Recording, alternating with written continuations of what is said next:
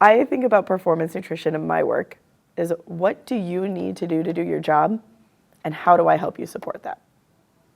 So that looks really different for shift to shift on what the demand of the particular job is. Hard to predict what that is. I come from a world of sport as well, and there's a lot of predictable nature of sport. You know where you're playing, you know who you're playing against, you know how long things last.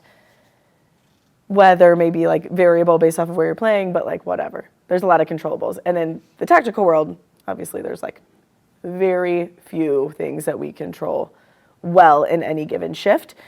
So then the frame of reference I like to take is how do we make you so robust, your foundation so strong that regardless of what happens on shift, you're ready for it.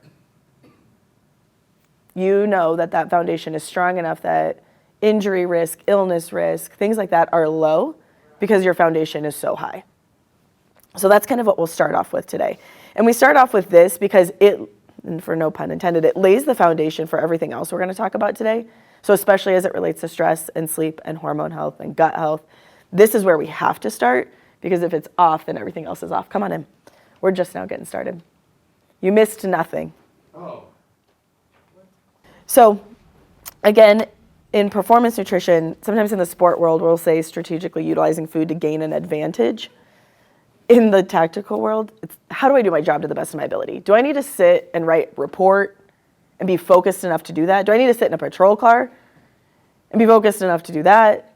Do I need to be throwing ladders or pulling hose or lifting people off of the ground? Like, am I dealing with someone in an altercation? Like, there's a lot of different ways that food gets utilized. And so think about backing up from that. Like, that's the immediacy of how we want to perform in the moment. But how are we training for that then? Like, what's your physical training for that? What's your cognitive training for that? Or whatever that might be. And how are we fueling that effectively? And this goes back to, and we'll get into the weeds on this more, but thinking about like, am I going into a training session where I'm trying to do sprints or I'm trying to do power in a training session and it's fasted and I'm doing it on a complete shit night of sleep?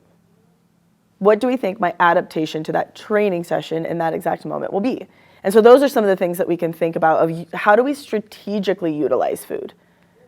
Because yes, like we want a wide variety of colors and protein is important and like those things are great. But I want to be super purposeful. You guys are busy and I want your time to not be wasted, not with only with nutrition, but with your training. I want you to maximize any adaptation you're trying to get from it. So thinking about what's going on general nutrition-wise, like maybe you have family, maybe we have like a culture at whatever house you're at, like station. But then also thinking about how am I looking at performance nutrition? What am I doing to fuel around my training sessions? What am I doing to support, you know, a live burn day? Then we go down to, am I eating for performance versus eating for taste? And sometimes that is like very symbiotic and like things can taste good and still be really good for performance. And then sometimes we have different cultures that we've come in with. And like I'm from Western Kansas. So my entire upbringing was like Hamburger Helper and casseroles. And it was like very driven on the eating for taste and not so much for anything else, like hearty, but not a lot on like how are we thinking about long-term health. And then where are we getting sucked in a little bit on aesthetics or fad diets? And this is a challenge with nutrition because everybody eats, right? And I'm sure everybody in the firehouse can relate to sitting around a table and like hearing the latest and greatest thing that someone's doing. I'm sure it happens in a patrol car as well, where people are like talking about the latest thing that they heard with regard to diet or nutrition. And you know, sometimes we joke in the nutrition world, like everybody's an expert because we all eat, right? And I think there's respect to be had about that. I think there's respect to be had about people's bodies and people's cultures and all those things. But understanding, is that serving the job you've said yes to do? Are the things that you're hearing on social media or reading in the news or whatever it might be, serving what you need to do for your job to the best of your ability? And sometimes that's not the case. If we're driven purely by aesthetics or we're like, well, I heard low carb is great, but you're feeling like dog shit in all of your training, that's not serving the job that you said yes to do. So we'll dive into that a little bit more. In the military, there's a nice technical note that was written that says food is a tactical weapon. That maybe feels like a hair aggressive, so I've reframed it into food is a tactical tool. And you would not go to work without checking your comms and checking your firearm, if you're on the police side of the house, or checking to see that you have all the gear on the rig. So we should be thinking about food and fluid in that same vein. Because going back to strategy, like allowing you to do your job to the best of your ability, food plays a role within that. So when I'm working with somebody one-on-one, and kind of how we're going to build out a little bit of this first presentation here is how do we start? Where do we start? And I have to start with, what are you doing? It's all well and good for ChatGPT to give you like a meal plan that, by the way, is likely inaccurate because it does not read macros correctly, which like is just insane. But where do we do in meals and snacks? What does that look like? What is your toolbox, if you will, look like at work? What does it look like at home? What's your consistency of that? Like, are we eating regular meals and snacks? Do we get regular hydration in? Or are we caught in kind of a loop of survival? Like whatever needs to happen, like I'm just grabbing and going and moving about my day. We're not gonna go over like what's a protein and what's a fat and what's a carb today. I wanna go over what is real food and how do I build up my plate to serve performance. So that's what we're gonna do today. If I'm working with somebody one-on-one, I understand what do they need for their particular job. So whether that's fire, whether that's police, or what do you like to do in your free time? Maybe you like to run, maybe you like to cycle, maybe you like to lift, maybe you like to hike. How do we support those endeavors as well? Developing a plan accordingly, and then where do we fill in gaps? And we'll talk a little bit today too about lab work and some of the things that I like to look at kind of throughout a career to make sure we're assessing those things effectively. So I mentioned the ChatGPT can give you a meal plan. That's like the most common thing I get asked about in work outside of testosterone is like, Kelsey, can you give me a meal plan? It's like, sure, theoretically we can do that. But if I'm not taking into consideration all of these things, it's a moot point. It doesn't matter. Maybe you'll follow it for a week and you'll say, I got invited out to eat, or I'm bored, or I have family that doesn't like those particular meals that you listed on your sample days. And then we quickly put that away. So I like to make sure we're giving credence to all the different factors that play a role in how we even choose food. Because this plays a role in like how do we grocery shop at the firehouse? How much money do we even have to work with? That's a huge one. Food's expensive. So if what I'm giving you doesn't even fall within budget, then it's not going to happen. So when we think about long-term sustainable change as it relates to dietary changes, I like to consider food preferences. So what do you even like? What culture are you coming from? What social situation are you coming from? What cooking skills do you have? What equipment do you have? What time do we have? All of those things plays a huge role in how we prep, prepare, and carry out good nutrition. And most of the time, we have a plan A. Maybe I want to meal prep my meals for the week. And that feels good. That means I'm controlling my macros. Like, I'm in it. I'm going to meal prep all the things. But maybe I was gone for the weekend, or maybe like family had other plans or whatever. I didn't get my meal prep done. So now, is the week gone to shit? Or what's our backup plan? So I encourage a plan A, a plan B, a plan C, a plan D. And sometimes plan D becomes plan A, given what type of week it is. But if we have kind of plans laid out, then that allows for more success without feeling like we're kind of like falling off the wagon, so to speak, because it was always a part of a plan. The priority of the plan just shifted. So plan A could be that meal prep. Plan B might be that I have some stuff in the freezer that's easy to throw together. Plan C might be that I've got, kids are in a ton of sports and I've got a boatload of different like snack items in my car. And plan D could be going out to eat. And again, depending on the week, depending on our preparedness on any of the other plans, that might shift. But we can still know how to make choices in any one of those plans to help find success when we talk about long-term nutrition. Because what I find happens a lot is people get caught in this like, well, it's just the season of life I'm in. I guess I just have to get through it. But there's still choices that we make in each one of those plans. So thinking about that. I always like to call out just an awareness around how much nutrition information is on social media. I'm sure that every single one of you at some point has been targeted by something, whether it be news or socials, on some sort of nutrition advice. This particular study that was done in 2018. that looked at about 90% of the nutrition information was false. I can imagine that maybe not false, but inappropriately appropriated onto humans. We take rodent data, we appropriate it onto humans, and things like that, where we get sound bites with nutrition a lot of times. But being aware of that, I think, is good. We're approaching things with critical eyes, critical ears, and understanding, again, the goal is, how does this impact me and my health history and my culture and my family and my ability to do my job? Because it's really, really, really easy to drown in shoulds in nutrition. I should do this, I should do this, I should do this. And I don't know who the food police is, but it's certainly not me. But the reputation of dietitians historically always is that, hide the donuts when she comes to the station.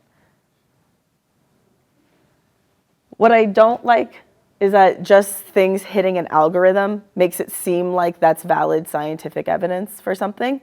Because it's got a lot of likes or reposts or whatever, you see it a lot, does not mean that's advice. There can be a push into kind of the diet culture, disordered eating a lot of time. Here's what I eat in a day.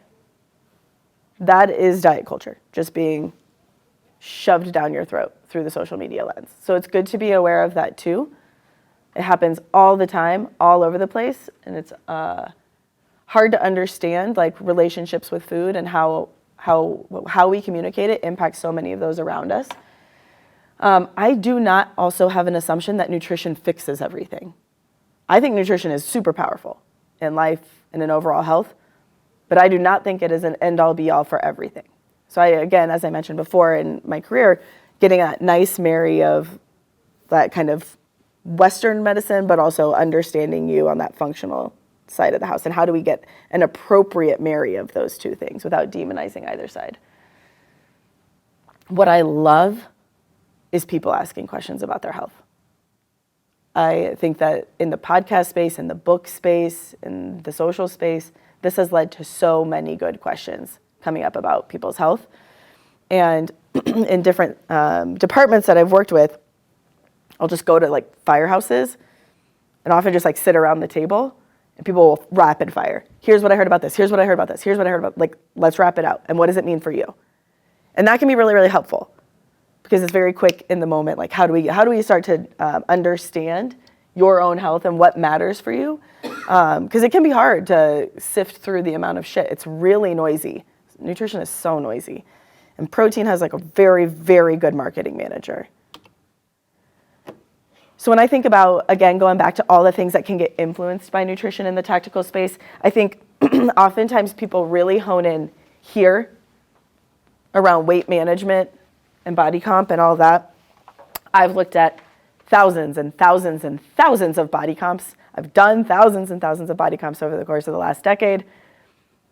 I will tell you there is a lot of success to be had across a wide variety of bodies when it comes to performance. So there is no one perfect body comp that equals success in the tactical world.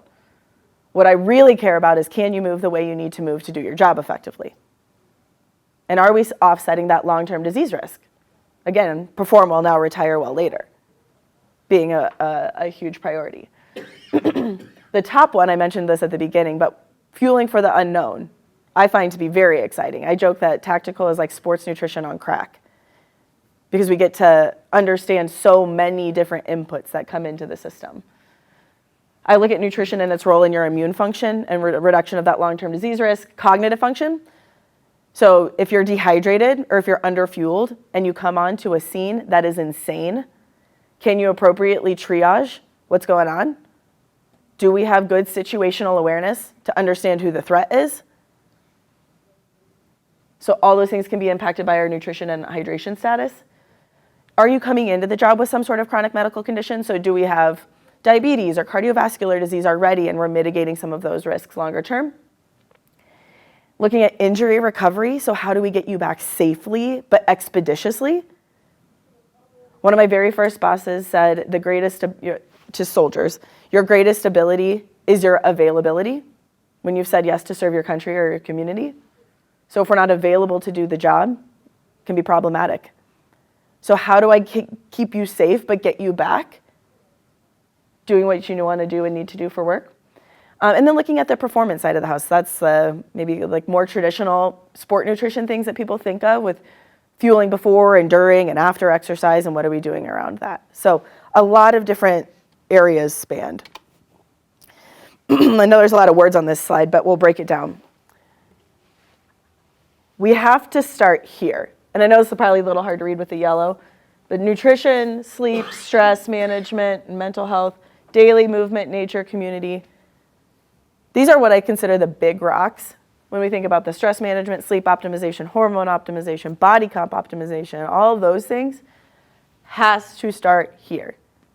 And if you think about that foundation as a boatload of bricks, and let's focus in on the nutrition side for a second, like eating enough, or am I overeating? Am I overeating on a particular macronutrient and undereating on another? Do I have nutrient deficiencies like iron or vitamin D or omega-3s? If all of those are bricks in that foundation, think about those bricks being removed, and then we're trying to perform on top of it. How resilient, how strong is that foundation then for the unknown?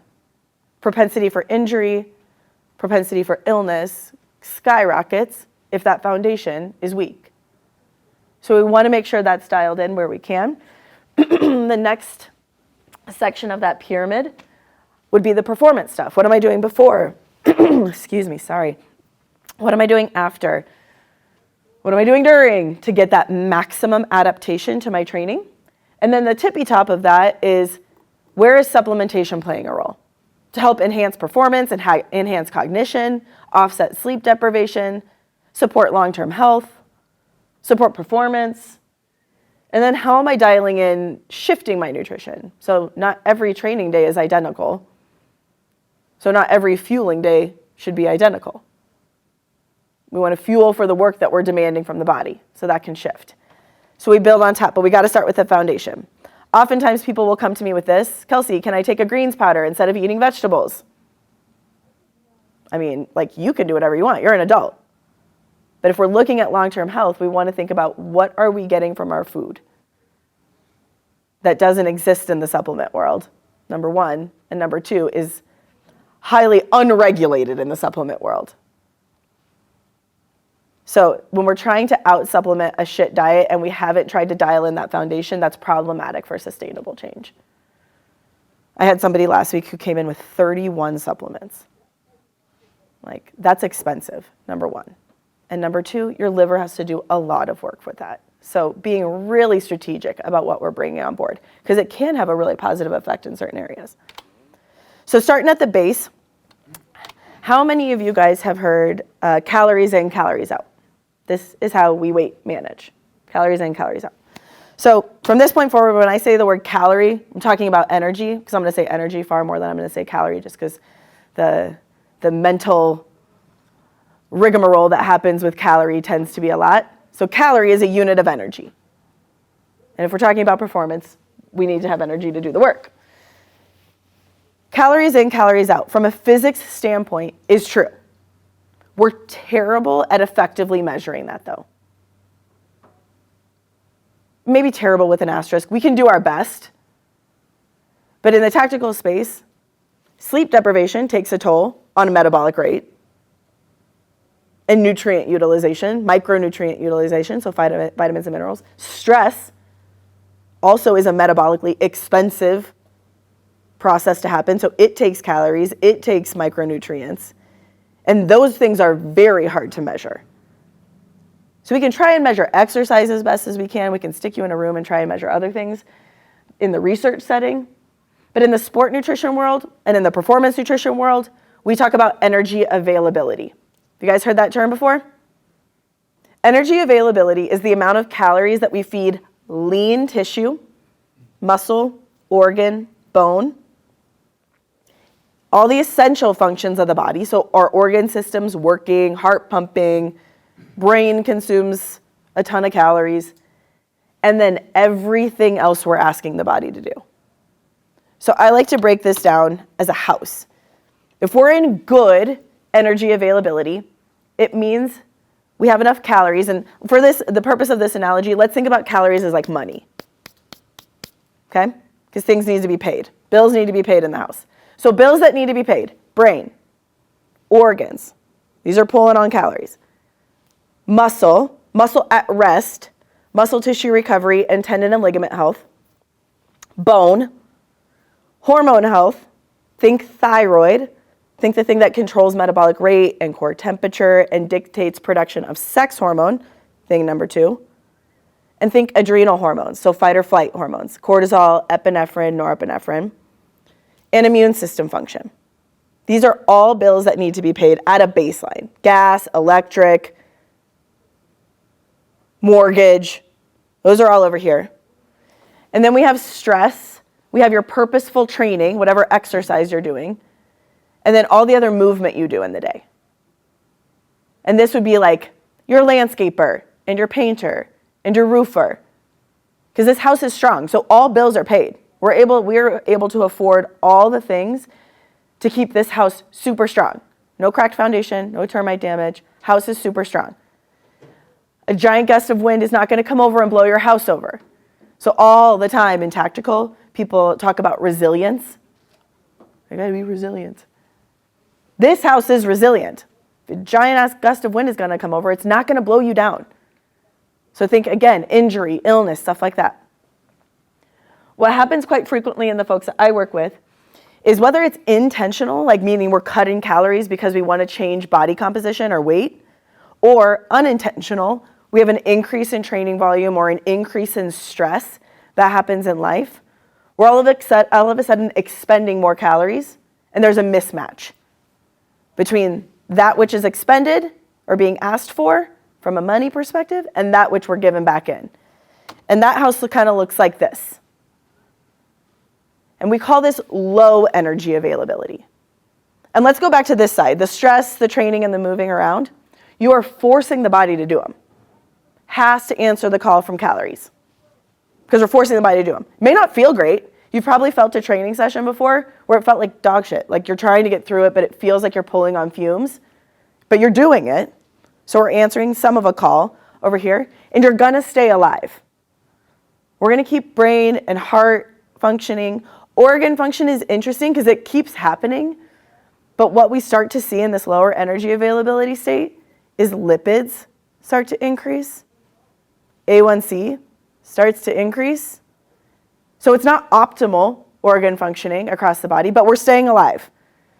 Then the muscle, the bone, the hormone side, and immune system function, all of a sudden in this house are nice to haves, not need to haves. If I don't have enough money to pay the bills on them, I slow them down or I turn them off. And very practically what that means internally is when you train on the muscle side of the house, we start to see more aches and pains. Soreness is lasting a lot longer. Our recovery throughout the week feels pretty shitty. So Monday you might feel great, but by Friday you feel like crap. And it feels hard to get through a training session. Bone reformation starts to go down. This actually hits women first before anything else. That's the first thing that changes before we see any lab markers change within the female athlete. So increased risk of stress fracture, osteoporosis, osteopenia, things like that. Hormone function shifts. This happens really quickly for men. So we see an acute drop if we're really underfed in testosterone. And if we really zoom out and think about it, if we're worrying about surviving, it is not the time to reproduce. It's not safe to do that. If there's not high food abundance, it's not safe to go about reproducing a bunch. So we slow that process down in an effort to conserve. And then immune system function takes a hit. You might see that manifesting in when I get sick, it lasts a really long time, or I'm catching everything that I'm getting exposed to in the environment. I feel like I can't stop like the role of illness. And when that's happening quite frequently and you're really getting knocked out for it, we should go back to fueling, because it interplays on so many different systems within the body. And this state, this low energy availability state, going back to our adrenal hormones, those fight or flight hormones, this state is inherently sympathetic. So that sympathetic branch is that fight or flight. And this makes sense, right? If we're If we don't have high food abundance, the body says, cool, focus in. Do I need to hunt? Do I need to fight? Why do I not have enough food? I'm going to up epinephrine, I'm going to up cortisol so you can focus and figure out what you need to do to get food. This makes sense. It's very evolutionarily helpful to be able to find food, forage, have the mental clarity to do that. This is also why in calorie deprivation or in fasting, people often report feeling a fair amount of mental clarity or increased energy in the short term. It is because those fight or flight hormones are coming up.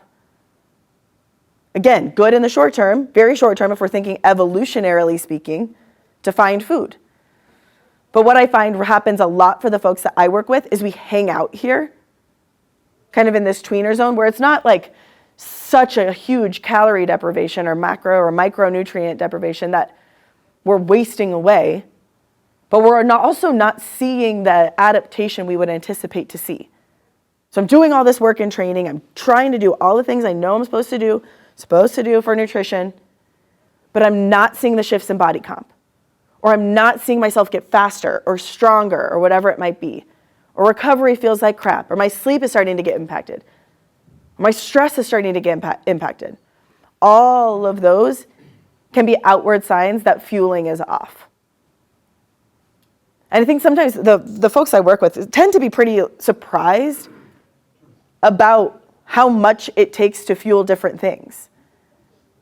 And that's, again, like we live in a culture that kind of has celebrated, like, how do we be lean? How do we be smaller? How do we be whatever? Instead of like, how do we be well-fueled? Is like a less common thing we hear. In the research setting, that low energy availability, that thing right there in the center, when that happens chronically for a really long period of time, it can start to manifest in lab work. It will start to manifest on things like a DEXA scan, where we're looking at body composition and bone. And it is called relative energy deficiency in sport. Interestingly, there is some research being proposed around relative energy deficiency in the military. Should be no surprise that there's not a boatload of funding for police and fire in the research community. So what we do is we pull from the closest that we can and try to understand what are the similar interplays. And the relative energy deficiency in the military is like this compounded because there's sleep deprivation, because there's higher stress than typical in sport, and because you have higher environmental exposures. So these things can get exacerbated. We see more longer-term disease than in traditional athlete and in traditional sport. So super important for us to pay attention to, but I'd like you guys to be aware of all of the different things that can be impacted. I know some of these words are small. Impaired glucose and lipid metabolism, I already mentioned that. We see that start to shift in lab work. Increase in anxiety, depression, behavioral health issues, things that we commonly see in a lot of our tactical communities as well, just in like trauma exposure in the job. We see changes within blood. How we utilize carbohydrates as an energy source can shift. GI function, so an increase in bloating or constipation or pain or diarrhea can be indicative of underfueling. Impact in reproductive function, bone health, immunity, growth and development, skeletal muscle, cardiovascular function, sleep. So when I'm asking questions about this, like very practically, one-on-one in a session with somebody, I ask scale of 10, what's your sleep? 1 to 10. What's your stress? How many days have you missed because of injury or illness? What does training volume look like? What does intake look like? What does your lab work look like? Because all of these give me different pieces of a puzzle. And I've worked with wonderful med teams over the course of my career, but this is really commonly missed by docs because they are used to saying your lipids are off, this is cardiovascular disease, now we need to talk about a statin. Your A1C looks off, you're pre-diabetic, even though you're wildly active, you're eating healthy, and now this must be pre-diabetes, and we're gonna talk about the treatment that needs to be happening for that. Versus like, how could these things potentially all be interconnected? And that's what I feel really passionate about educating on and empowering tactical folks of saying like, oh, this is something I definitely should be considering. From the performance side of the house, again, performance dietitian, I talked about that availability already. Are you available to do the job? Are we seeing the adaptations we would anticipate to see? And kind of the traditional stuff you would anticipate to see. Power feels like crap. I'm not getting stronger. My endurance capacity feels rough. Cognitive performance starts to go down. Motivation is a huge one. It feels like a slog to start getting through things. I find this a ton when people cut carbohydrates quite low. And that's because their marketing manager is also terrible. And it's in a lot of highly processed food items, refined carbs are. But when we cut them too low, it can manifest all over the place. So you see this low energy availability there in the center, but when training volumes are high, there's a thing called low carbohydrate availability that compounds these things, makes them worse. Does this make sense? Have you heard this described this way before? Kind of the interplay of all these different things. Cool. All right, so now what do we do about it? Because I think it's all well and good to know that that's a thing. We can calculate up what energy availability is. That's things I help people with. But then what do we actually do, and how do I do this without having labs and without having a DEXA and without doing individual consults with every single one of you? Is we start to train like an athlete and start to fuel like an athlete. For a tactical athlete, like as commonly termed in the research for fire, police, and military, we build out from the plate. This is how we train Olympic athletes to start to think about their nutrition. If it's good enough for them, it can be good enough for us. So starting on the leftmost side, think about this as like 45 minutes or less of easy work, easy training that you're doing in the day, or maybe it's an off day or a rest day, or we're trying to shift some body composition. This is how we would build out the plate. Make a fist for me. We all have different size fists. We all have different size energy needs. Half, 2 fists of vegetables. Starchy carbs will be about 1. We'll go through some examples here in just a moment. Protein, open up the palm of your hand, middle notch, middle finger, down to the bottom of your hand, about the thickness for portion size of protein. Of course, we can calculate all the macros in the world. I am not measuring my food. This is how I build out my plates for performance. Second, think about this as your moderate plate. So this would be low or light day.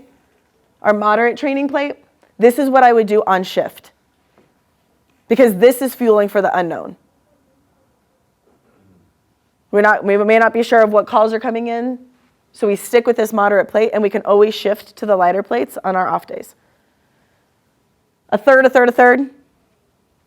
What that practically looks like is about 1.5 on the vegetable, so we bring that down just a hair. Starch comes up a little bit because that's our primary energy source for training. So if we're asking more of the body, we need to fuel that work that we're asking for.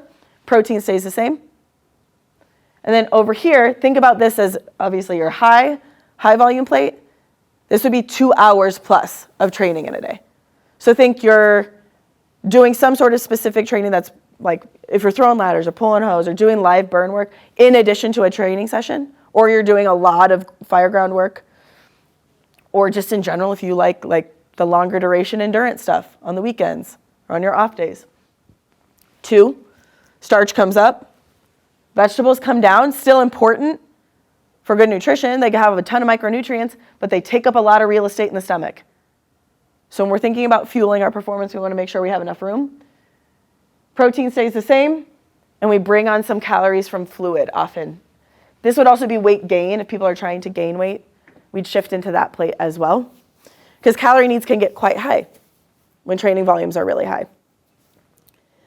So let's go through some examples, because I think everybody gets really confused when they see this and they're like, everything is sectioned on a plate. How could I possibly have a mixed meal? This must mean chicken and brown rice and broccoli forever. And no, we can build out so many cool meals. So let's start with breakfast. And for all intents and purposes, treat the green side of the plate like color. So that could be fruit or vegetable. What would we build out for breakfast? Give me some ideas. What's a color we can bring on board?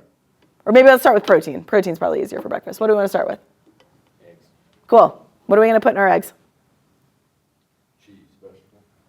Cool. We can put some cheese. We'll get a little bonus protein. That's a little flavor and fat. vegetable. Probably not going to put 2 fists worth of vegetables in your eggs, maybe. But that might be 1 fist of vegetable in the eggs, and then what are we going to bring on the side? Maybe like some berries, some extra color. What about starchy carb with our eggs? Potatoes. Could do potatoes. Oatmeal. Could do oatmeal. Could do sourdough. Could do legumes like black beans. Kind of sauteed into eggs. Cool. That you guys are like cooking a way more robust breakfast than I am on the daily. That could be overnight oats. That could be a yogurt bowl. But if we're forced to think about the different sections, then we're forced to bring on, most commonly, more color. And if general rule of thumb, like we want to get portion sizes right, but can we get 2 colors at a mealtime? So if I have green, can I get red? If I have purple, can I get white? Whatever it might be. Just getting variety can be really helpful, and we'll beat that dead horse to a pulp today of why. Cool, we did breakfast. Let's do a lunch. I'll start us off. Let's do a burrito bowl. Or burrito. Let's do Chipotle. I'm going to get chicken. What are we doing for starchy carbs? Rice. Cool. What else could you do? What is also a starch at Chipotle? Corn is also a starch at Chipotle. What else? Tortilla. What else? Beans. So we have a lot of choices of a starch at Chipotle. If we're on this plate, how many are we choosing?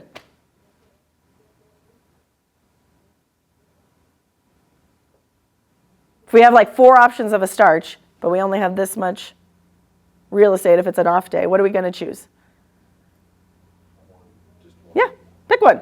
Or light rice, light beans. Cool, boom. If we're on high day, send it. You might get all of them. Training volumes might be high enough to warrant all of those. Same place of eating, shifting based off of your training day. Just to reframe. What about vegetables? What can we get at Chipotle? Lettuce. Onions, pepper. Fajita veg. Salsa. Would also play a tag role in that. Cool. We got 2 colors with that one. How are we going to make it taste good?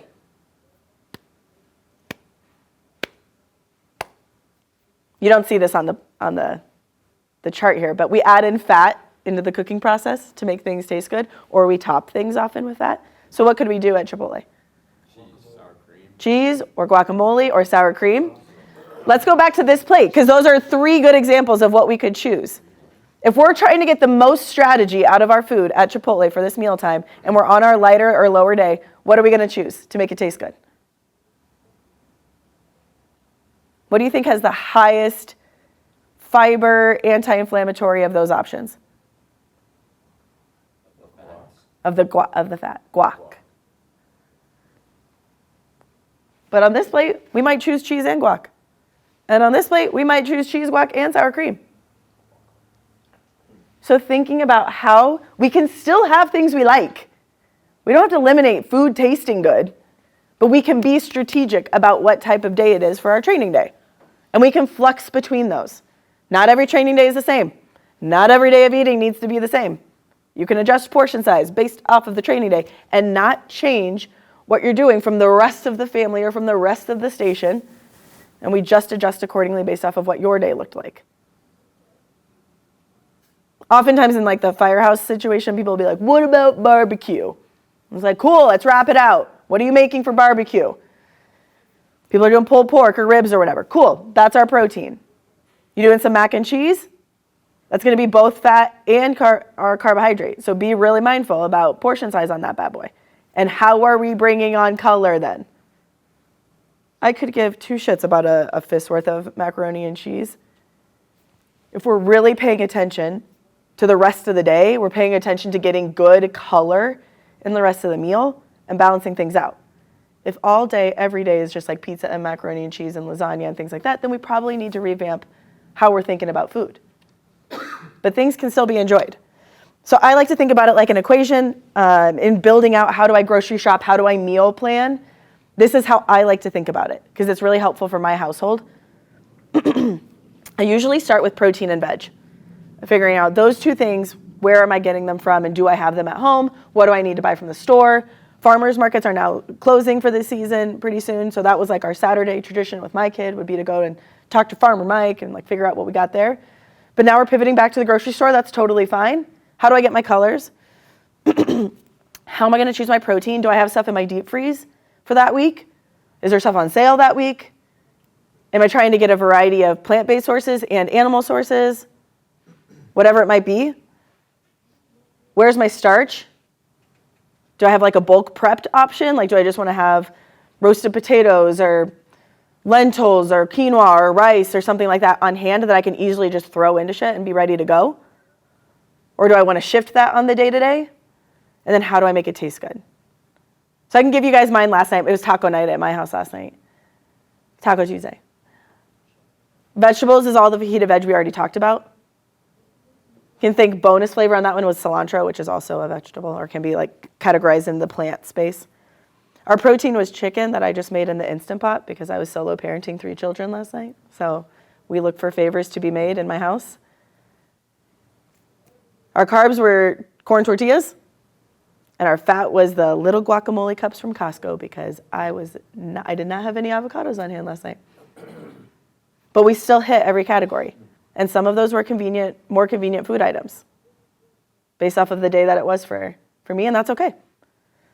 The day before that, we did a chicken, sausage, apple, butternut squash hash. And it sounds maybe kind of fancy, but I got pre-cut butternut squash, which was my carb. We had zucchini and yellow squash and apple.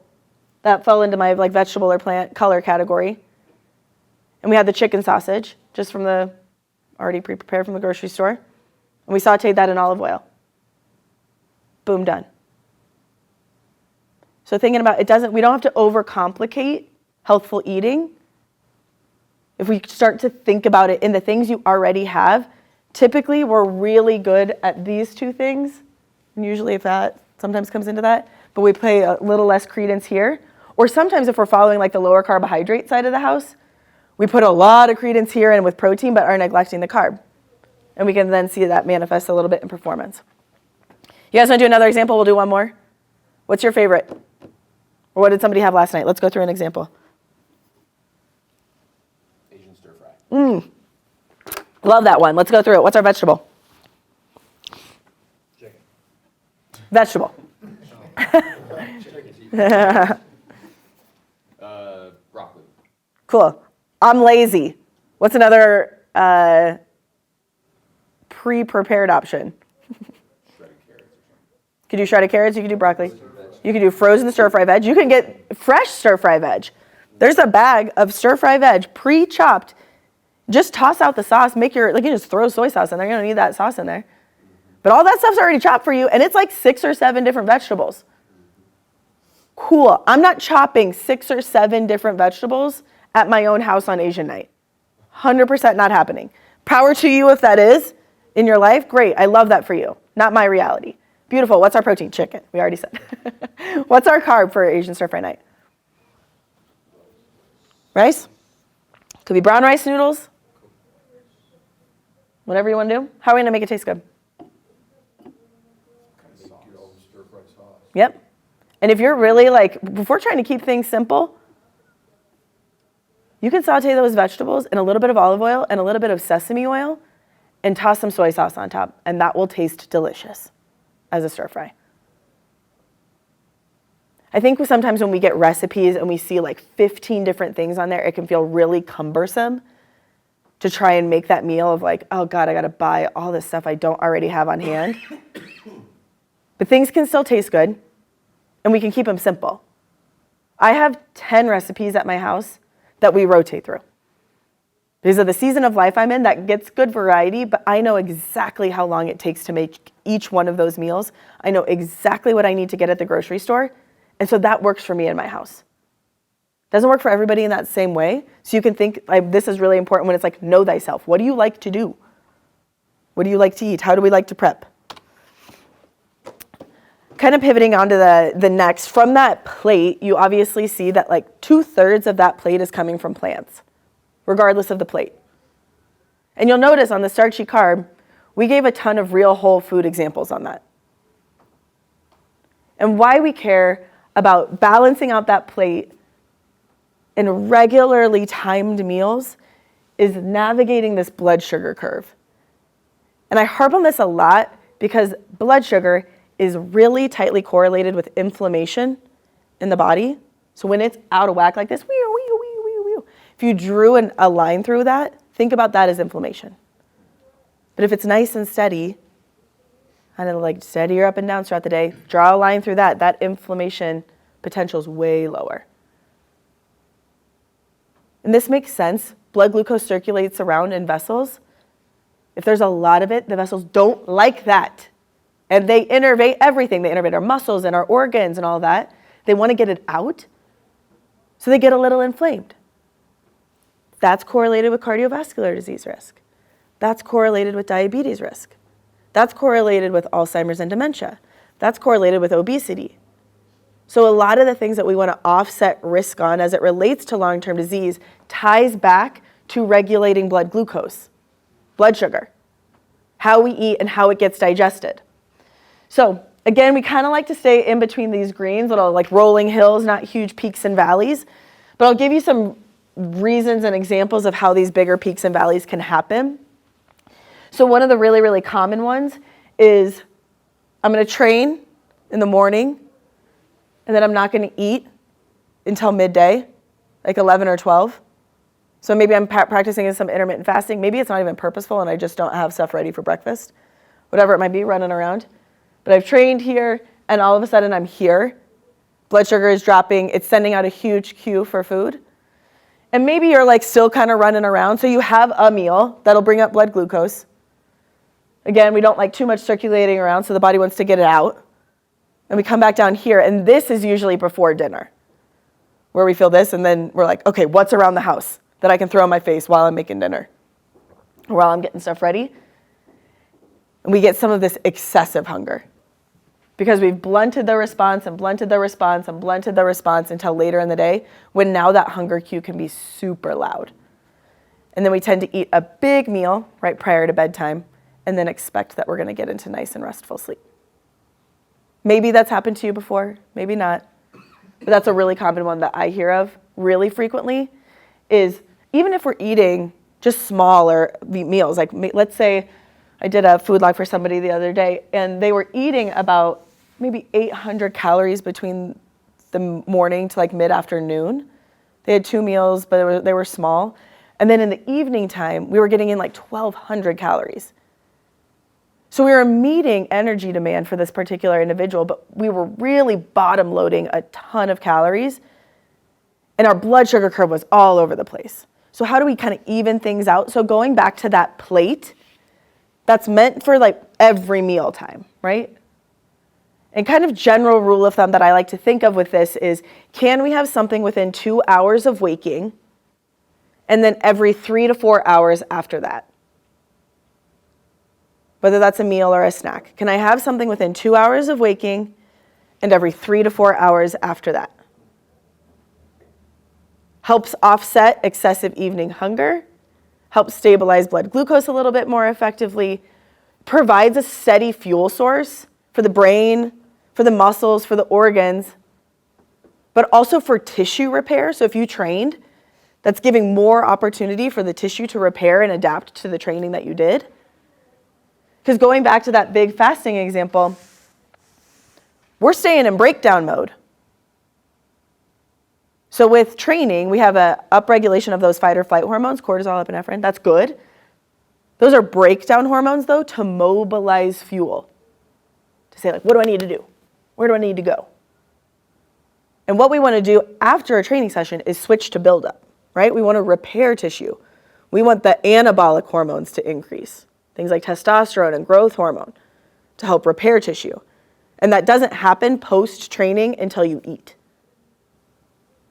So if we're training and then not eating for a really prolonged period of time after, we're losing some of the benefit that we can get from our training session. And we're staying in that breakdown mode instead of going into that build-up mode. That make sense? Cool. All right. let's charge forward. So talking about blood glucose, you guys will get these slides that you can look at, but these are just some snack ideas that can be a little bit more convenient food items, if you will, that have a little bit more stabilizing power. So some more fat, more protein, more fiber. That'll help offset some of the big roller coaster effects that we can sometimes see. Which ones? These ones over here? So the dried chickpeas, dried edamame, those are actually, I always carry those in my backpack because you'll get fiber, you'll get color, you'll get protein. So if I'm on like an airplane or like the day got crazy and I need something just to like throw in my face but not be like sent into orbit because maybe I'm just working at my desk, those are really nice snacks to have on hand. And I have an example of how you can build out a bag for work with that too. But thinking about how do I bring on board protein, fat, fiber? As much as I can from real whole food, but not demonizing the use of some convenient food items as well. All right, so the first thing I usually have people track is fiber and protein. Do you guys know your protein intake on the daily? Usually people are a little bit more dialed in on protein because it gets so much attention. Fiber, do you know your fiber intake? And people are like, can I take Metamucil? I was like, sure, that'll give you 5 grams in the day. Goal on fiber for males is between 35 and 40 grams a day. And we'll go more into that into our gut health one that we'll talk about soon. For females, 25 is the lower end of the range. Usually 25 to 30 is what I recommend. Thanks, Mike. Protein. You guys know the recommendation on protein?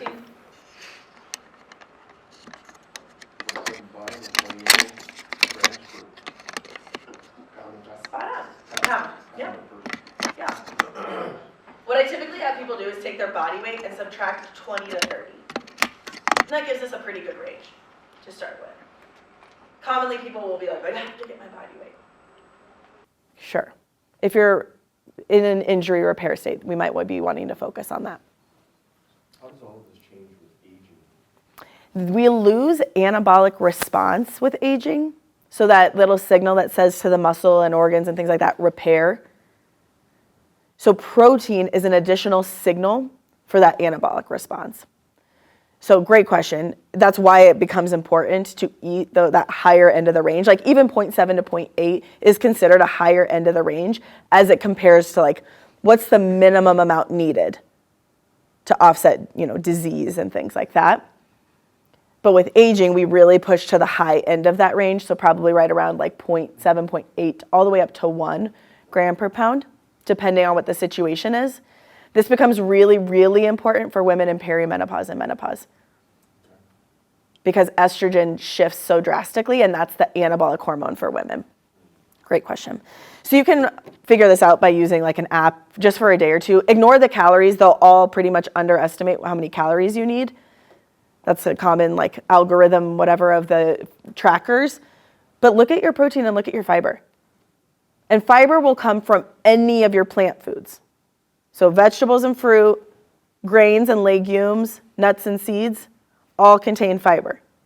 So when we go back to that plate and 2/3 of it are coming from plants, it's a connection to getting you enough fiber too.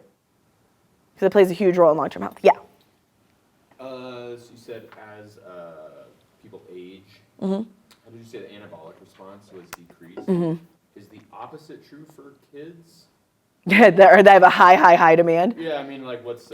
Yeah, and through important? periods of growth, you'll see that. So like major periods of growth. So kids will go through the growth spurt where they eat like so much more than their typical, and that is that cue. Like their shift on hunger and anabolism changes. Yeah. And so maybe like I don't know if you're gonna cover it later, but like the pediatric ones, if you have kids, are they supposed to also be meeting that similar?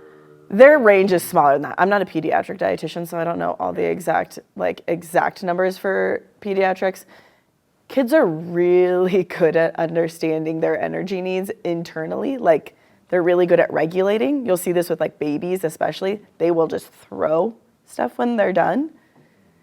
And some days your kid will eat 2 servings of dinner and some days will eat like 3 bites. And they're going along with like the hunger and fullness cues that they're getting from their own internal systems. As adults, we experience way, way, way more years of diet culture and not understanding like hunger and fullness cues a lot of times. Like, do I know if I'm truly hungry, or am I bored, or am I stressed? Or I just always eat at this time, or whatever it might be. And that can shift what hunger cues look like. Training can shift what hunger cues look like. Stress can shift what hunger cues look like for adults as well. But I don't have an exact number for peds, despite these 3 children that I have in my house. Number, maybe not Yeah. super important, but Yeah. Yeah. The general rule of thumb with children is they get what we eat. I always make sure there's something they like, but they get what we eat. And I always have the protein, starch, veg as an option on every plate. And sometimes they eat some of it, sometimes they eat none of it. And sometimes they need 17 plus exposures of one single food item to even put it in their mouth. So don't lose hope. Because am I making the same meal 17 times in a year? Like, I don't know, there's 52 weeks. So maybe I make the same meal like 5 times in the year, 10 times in the year. So you're saying you're exposing it to them 17 different times? You can, yeah. So people think like kids are picky, and sometimes they just need more food exposure. Like, don't lose steam is what I'm saying. It's like, oh, they don't like broccoli, I'm never going to show them broccoli. Like, you can just keep exposing, keep exposing, keep exposing. And one day they might get curious and actually put it in their mouth to try it. Yeah. Yeah, but it can drive you crazy with children and food. And looking at what fuels the energy systems, we want to be, again, strategic around training. Our primary source of fuel for power and strength and speed in training is carbohydrate. Fat is a humongous molecule. It takes a long time to mobilize. If we need fuel quickly, we're not going to be prioritizing fat. We need carbohydrate. And if we don't have enough carbohydrate on board to support that, the body will tap into protein or lean muscle because we only have a finite amount of carbohydrate that gets stored. So we store carbs in our muscle and in our liver to the tune of about 90 minutes worth of training, if you're eating enough carbs to support your training to begin with. So let's say, like, Kelsey, I heard I should be doing lower carbohydrate for whatever XYZ reason. Maybe gas tank is like half full then when we're going into training sessions, which means instead of 90 minutes of energy, I maybe have 45. And that's sometimes while at the end of training sessions, you can feel the suck. Where maybe you started off okay, but we're starting to feel the drag hit the wall towards the end of a training session. And that's often because we're running out of carbs and we got to make a decision. We either got to slow down, way slow down so we can mobilize some fat, or if we're going to try and still push intensity, we break down muscle as an energy source, which is wildly counterproductive to training. We don't want to be breaking down muscle as an energy source. We're trying to build it up. Which one we're using depends on the intensity. So if you're doing lower, slower work, like zone 2, zone 1, you're walking the dog, whatever, cool. You're going to use a fair amount of fat with that. No problem. Do that type of training session fasted. Who cares? If you're trying to do power or strength or speed and you're trying to send it and get the adaptation from your training, fuel it. Think about if like you fasted overnight and you're training first thing in the morning, even a small little snack, like half a banana, a piece of toast, can be like the little like extra pump at the gas tank to top off your stores and to going into a training session. Here's another visual that you can see. So as the intensity gets higher, the demand of carbohydrate in that training session is higher, or as the intensity gets higher. When we're in the middle ground, we have a pretty solid mix of carbohydrate and fat. And then when you're just sitting here, we're utilizing mostly fat as an energy source. As we get stressed, or if you're in lower energy availability, the body is going to drive toward more carbohydrate because it wants fuel faster. Again, fat is humongous. People talk to me a lot about body composition.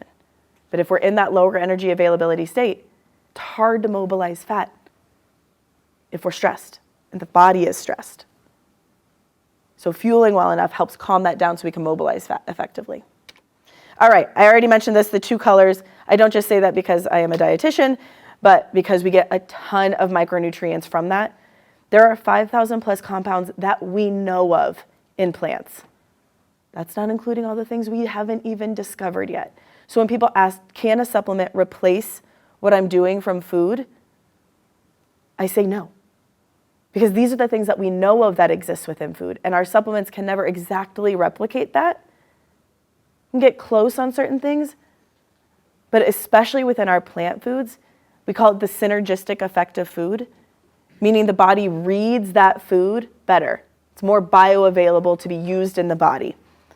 And all of those compounds, the things that calm, antioxidants, anti-inflammatory compounds, calm down inflammation, which again ties back to blood glucose, ties back to that long-term disease risk. So inherently what we think about with that is how do we just get 2 to 3 colors at a mealtime? Again, this is just another visual of what that plate looks like.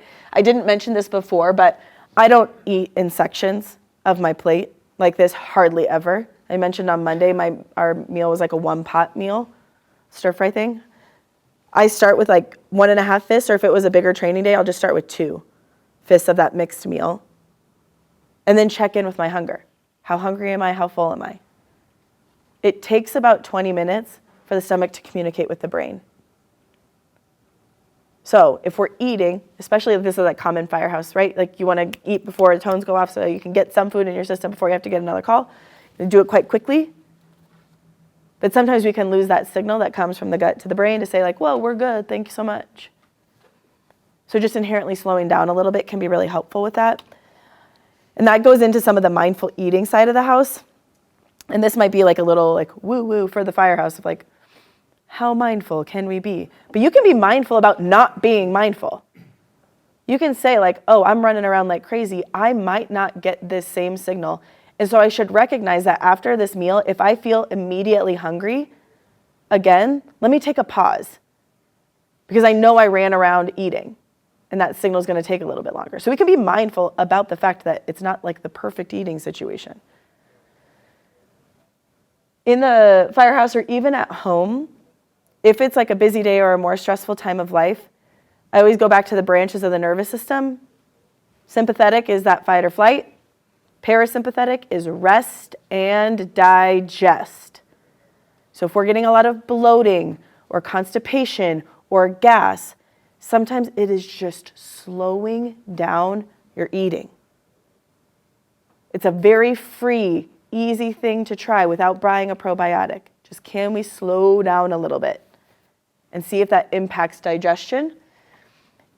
Often in the stations or even at home, what I'll have people do is 3 of those deep belly breaths, those diaphragmatic breaths, where you breathe out from your belly, push your belly like way out, and then hard exhale, push back so your stomach pushes back on your vagal nerve, and that engages some parasympathetic tone.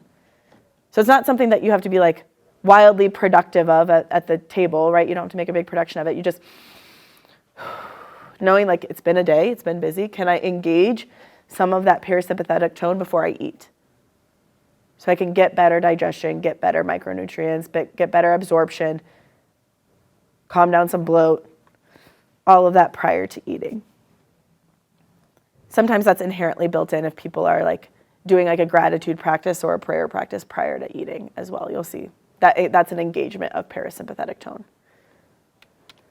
All right, just a reminder, we live in Colorado, and because this is Performance 101 on this session, half of your body weight in ounces of fluid is the minimum a day.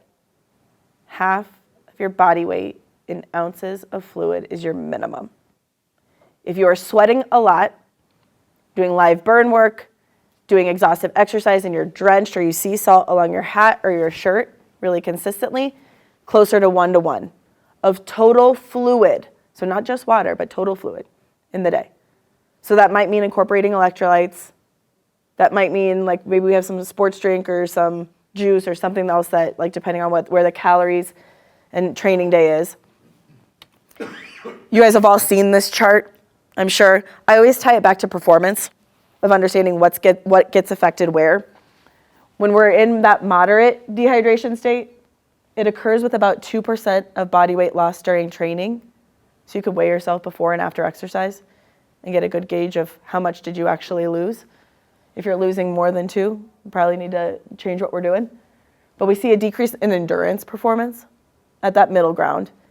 But really, really what we want to offset is this, greater than 3% loss, or just hanging out in like a wildly dehydrated state all the time. So if you're chronically in that zone, because we see decreases not only in that endurance, which is what we saw with moderate, but power, strength, speed, cognitive function, that triaging is seen, stability, postural stability. So think about moving around a barrier. How stable you are is impacted by hydration status. So we want to make sure that we're providing you as many resources from the nutrition and hydration side of the house as we can for performance. Positive identification of a target also can be impacted by dehydration. So all things that become very, very pertinent in the job that we want to try and offset. Electrolytes do matter. It does not mean you have to do supplements though. Our food has electrolytes. It's like dairy contains all naturally occurring electrolytes. Sodium, magnesium, potassium, phosphorus, chloride, all exist naturally occurring in dairy. Sodium, you can salt your food. If you put salt on potatoes, you're getting sodium and potassium. So thinking about how do I get a variety of food items as well will give you inherently some electrolytes. But if you are doing that more exhaustive work, live burn work, it's wildly hot and you're wearing a shitload of gear, sweat rates can get really high, especially in fire, they can get really high. Like 40 ounces per hour, which is over an Nalgene worth of sweat loss per hour. So on those days, if we know about them in advance, I like to bookend the day with those higher sodium things. Things like liquid IV or drip drop that you'll commonly see sometimes in your training. On like the lower side of the house, things like Noon tabs. Now there's a lot of like daily hydration things from like Scratch and Momentous and Thorne. They all have like daily hydration little electrolyte blends. You don't have to buy a supplement. We can definitely get daily hydration through food, but if we're doing more exhaustive work, might be worth bringing on board those higher sodium formulas, and especially if you're doing, like you'll see that in rehab, right? Within fire, after a big fire, we want to make sure we're getting good electrolyte and some carbohydrate in you to rehydrate really quickly because you have to go back online. So we want to make sure we're being really strategic about those. You can also do DIY. All you guys will get this so you can see that recipe. I do like the idea of building out a go bag for work. This helps with preparedness. So going back to like, what's my plan A, what's my plan B, what's my plan C, what's my plan D? This is perpetually my plan C. I have my giant ass Ziploc baggie in my backpack right here that has these things in there because if the day goes awry, I know I have stuff I can build out that makeshifts enough of a meal for me to get through today. If plan C is constantly becoming my plan A, maybe I need to beef up my go bag or think about my life situation a little bit. But this is a great one to be able to have on hand. If you keep all non-perishable items, you can shift it from bag to bag. You can keep it in your patrol car. You can keep it in your bag for work. You can keep it on a rig. So we always have something that you don't have to constantly replace, especially on obviously the non-perishable side. I like to break it down by type of fuel. So we have our quick fuel. Things that if you're like getting a call and you're like, oh, this is going to be nuts, you can throw quickly into your face and have some fuel ready to go. Things like your applesauce packets, or like that would be any of your traditional sport nutrition products like Goos, Chews, Gels, Waffles. Simple granola bars as well are quick fuel. Things like a Cliff Bar or a Bobo's bar. Those are going to be quick fuel. They're going to digest really quickly. Not great if we're just sitting and working at a computer, but great if we need to go do some work, or if a call is crazy. The middle ones are all going to be slower sources of fuel. They're a combination of protein and fiber, protein and fat, fat and fiber. Things that'll stabilize that blood glucose a little bit more effectively. So we have protein sources here, fat sources here. I really like those nut butter packets that you can get at the grocery store. Those are quick ones that you can kind of throw in your face, especially if you're just sitting, like in a patrol car. You want something, but you're not, sprinting or doing anything like that at the exact moment. Can be helpful. Trail mix, peanut butter pretzels, those can be things that you can easily have on hand as well. So building that out, I typically say like at least 1 to 2 from each category. I also do that for travel, just so I have something on hand for like airplanes and car rides and stuff like that. Food is expensive, so sometimes it's nice to have my go bag that I can shift between all my bags. The biggest thing you need to do is make it real for you. So meal planning, meal prepping, grocery shopping, we can give you the tools, right? Thinking about meals like an equation. How am I thinking about my week? What does the kids' schedule look like? What does sports look like? What does my work schedule look like? All of those things then help it make it real and practical for you. So you guys have your packets, which we'll go into and you guys can look at. I don't need to read packets to you. At the grocery store, I like to use this general rule of thumb. If a product has more than 9 ingredients and I can't read most of them, if I don't know what most of them are, I couldn't envision them on my counter, that's a rare food. Think about that as some of our like bioengineered protein bars. So it's like, I am not sure what's in this. That would be on our rare food. Yellow, think like 5 to 8 ingredients. You can pronounce most of them. You can see most of them on your counter, but maybe there's a few that you are like, oh, that's like a filler or emulsifier or something like that that's in the food product. Small amounts, okay, occasional food. Green is you can envision it on your counter. You can make it yourself theoretically. Apple doesn't need a food label, it's an apple. Chicken doesn't need a food label, it's chicken. Pasta is like durum, flour, water, salt. Cool, I think I can envision what all those things look like on my counter, but I'm not making my own pasta every night. So thinking about our food, that some of it might be a processed food item. It might come from those more central sides of the central aisles of the grocery store. That's fine. Sometimes we're utilizing those items as a convenient thing to still get really good nutrition. We're quick to demonize a lot of things, again, in the nutrition space. I operate like very much so in the 80-20 rule. 80% of the time, do I have green? Can I envision that food on my counter? I can make it myself. 20% of the time, am I utilizing a convenient food item for something on the go? Maybe it's also figuring out where you're currently at. So it's like, am I 60-40? 60% of the time I'm getting real whole food, 40% of the time we're like in a mode of survival.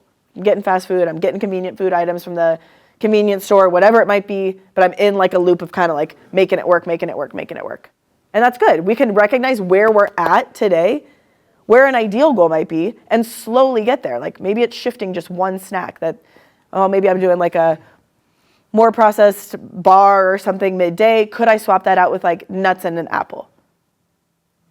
Cool, that's one small step that leads me to more real whole food items, good fiber, good micronutrients. Great, love that for us. All right, you guys have this for a bunch of ideas, but the best nutrition plan is one you'll actually do. So what works for you, recognizing and knowing thyself. Do you even like to cook? I have a fair amount of people who are like, I will not meal prep. I'm getting only pre-made stuff from Trader Joe's or from Costco. Great. We can start there and still figure out how do we get a lot of real good quality nutrition in that. Starting to pay attention to hunger and fullness. If we think about that as a scale, 1 to 10, 1 being ravenous, can't think, 10 being Thanksgiving full. Think about it prior to starting a meal. Scale of 1 to 10, where are you? And then think about it at the end of a meal, scale of 1 to 10, where are you? Kind of goal is to think about like a 3 to 7. Can I stay in that middle range and not get to the extremes? Because what that also means, if hunger is pretty stabilized, is so is blood glucose. Because when that blood glucose drops, that's when we get that really strong, more ravenous cue for hunger. Filling up our day with plants, thinking about our training and shifting our plates for the training day. And some of this seems really, really basic on that foundational side of the house. But unfortunately, those are the big rocks. Those are the things that are going to make big, big difference in your training, big, big difference in sleep and stress and all that good stuff. All right, questions from this first one? I can't do it for you. That's the hard part about nutrition.